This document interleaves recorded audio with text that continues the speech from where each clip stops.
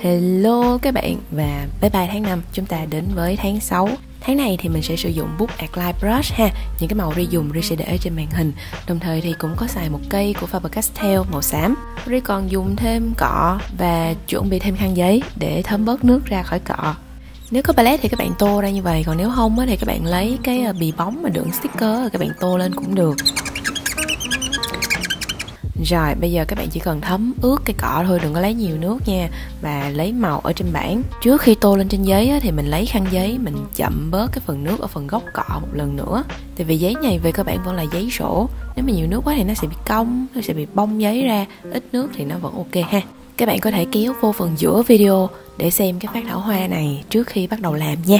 Sở dĩ Ri chọn vẽ bằng cọ là vì mình có thể linh hoạt thay đổi độ đậm nhạt của màu. Khi mà mình vẽ không nhất thiết mình phải có nhiều màu, nhưng mà mình có thể từ một vài cây màu để ra rất là nhiều sắc độ màu. Và đặc biệt là nó sẽ rất là dễ phối với nhau, chứ không có giống như là mình chọn nhiều màu, nhiều cây trong cùng một bộ. Mà để Ri kể cho các bạn nghe câu chuyện chọn họa cụ của Ri. Lúc đầu Ri tưởng là những cái cọ lông thú đắt tiền thì nó sẽ tốt á, nên là Ri mua về, xong cuối cùng cọ nhân tạo lại là cái cọ mà Ri xài hợp nhất. Tại vì cái độ cứng của nó khá là ổn, nó không có bị mềm quá và mình cũng dễ điều khiển nó hơn á. Nếu các bạn mới bắt đầu giống như Ri thì Ri nghĩ là một cây cọ round tầm size 4 hoặc là size 6 là rất là ổn rồi, không cần mua thêm những cây khác đâu.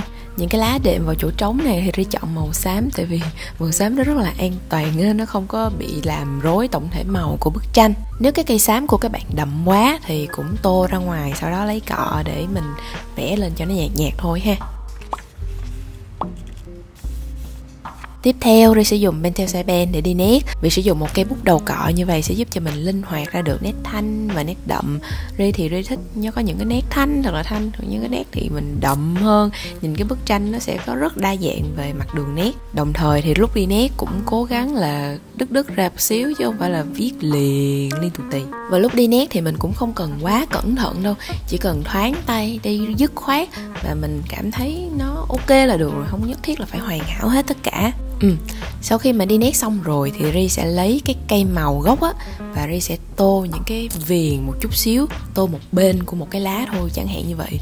Thì việc mà mình sử dụng một cái màu đậm hơn như vậy, mình nhấn thêm một lần nữa, nó sẽ cho ra một cái độ sâu nhất định cho bức tranh, nhìn nó rất là hay luôn.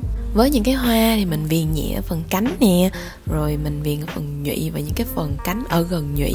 Giờ này các bạn mà follow Insta của Ri chắc cũng biết là Ri mê vẽ hoa quá luôn đúng không? Nếu mà các bạn cũng thích vẽ hoa thì Ri giới thiệu cho các bạn một kênh YouTube là Shada Campbell. Cô này dạy vẽ rất là xinh luôn mà còn dễ vẽ theo nữa. Rồi bây giờ Ri sẽ vẽ một cái khung chữ nhật ở phía bên trái. Lúc kẻ bằng thước thì các bạn nhớ là lau bớt mực đề phòng là nó lem ra giấy nha. Xong rồi thì Ri sẽ vẽ chữ tháng 6 bằng một dạng chữ rỗng và đề ngày tháng ở dưới này ha.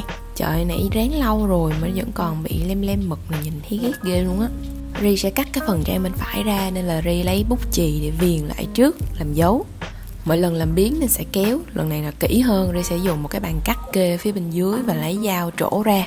Cái bàn cắt này tự liền nữa các bạn, và size A5 rất là dễ xài luôn, các bạn nên mua size A5 nha. Rồi, lấy ra coi nè, xinh chưa? Phải nói là từ hồi mà Ri biết cái cách cắt ra như vậy á, là Ri không thể nào quay trở lại được cách decor nguyên trang như cũ hết trơn á. Vì cái này nó quá xinh đi mà nó quá nhanh nữa. Rồi, với trang kế bên á, thì Ri sẽ sử dụng một cái miếng đề can giấy craft, hay còn gọi là đề can da bò.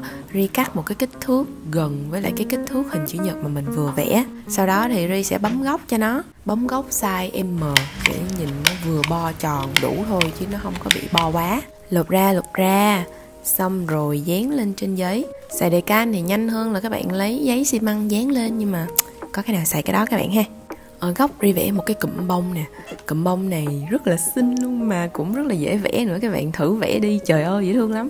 Mà vẽ cái này xong Ri cảm thấy là viền đen lại nó sẽ không được xinh nên là Ri quyết định không viền đen luôn. Rồi Ri lôi cái hộp dấu gỗ mà Ri ít khi xài ra.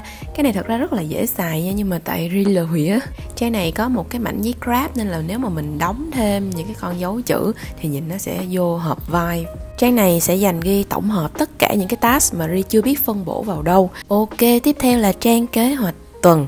Layout kế hoạch tuần này và layout trang cover ở phía trước á, Ri có tham khảo một chút ở trên Pinterest nhưng mà đổi cái bông lại.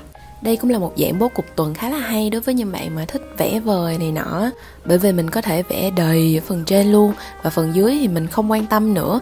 Nó sẽ giúp cho mình không cần phải lăn tăn nhiều về mặt bố cục.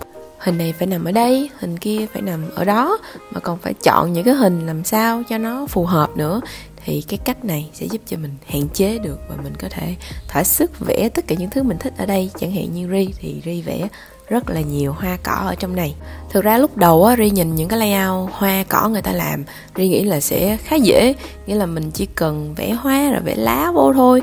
Nhưng mà tới chừng mình bắt đầu làm á các bạn, thì mình mới thấy cái khó khăn ở chỗ là bố cục cái hoa sắp xếp như thế nào cho nó phù hợp. Thì có hoa nở, hoa búp, hoa nghiêng, hoa chính diện, hoa đối diện, rồi lá cũng có những cái hướng lá khác nhau, cái hình dạng lá khác nhau, và xen lẫn những cái lá với nhau thực sự nó cũng không có dễ dàng gì. Nên là nếu mà các bạn chưa biết làm như thế nào thì các bạn chỉ cần kéo đến cuối xem cái thành phẩm của Ri, sau đó thì các bạn phát họa lại giống như vậy là được. Không cần phải giống y chang đâu, tại vì bông thì các bạn vẽ kiểu nào nhìn nó cũng ra cái bông hết, cũng xinh mà đúng không? Phần góc trang này thì Ri ghi lại một điều Ri muốn nhắc mình trong tháng 6, đó là muốn nắm bắt cơ hội thì tự bản thân mình phải có khả năng để nhìn thấy cơ hội, cũng như chụp được nó và biến nó thành của mình.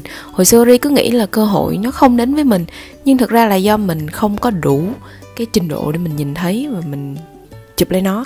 Nên là Ri phải tự nhắc bản thân là phải luôn trau dồi, luôn học tập, để tất cả mọi cơ hội đến mình đều có thể nhận ra. Ok, mình coi lại thành quả nãy giờ nha, để Ri để gần cho các bạn coi. Thì khi mà mình làm theo kiểu này nó sẽ có độ đậm nhạt nhất định, thì nhìn cái hoa và lá nó sẽ có chiều sâu hơn rất là nhiều. Thực ra là Ri thích không có viền đen hơn á các bạn, nhìn nó xinh hơn. Chẳng hạn như trong này nè, đó, không có viền đen, xong rồi mình viền lại bằng một cái màu đậm á. Các bạn có thể thay 4 cái tuần này thành 7 ngày trong tuần cũng được.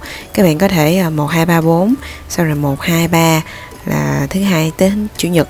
Hoặc là các bạn có thể chia làm 7 phần khác nhau cũng ok. Nhưng mà Ri nghĩ là chia khúc trên khúc dưới thì nó sẽ dễ thương hơn á. Thì những cái bông này thì nếu mà các bạn thích thì hôm nào Ri sẽ làm một cái video chia sẻ cụ thể về cách mà Ri học vẽ bông ha.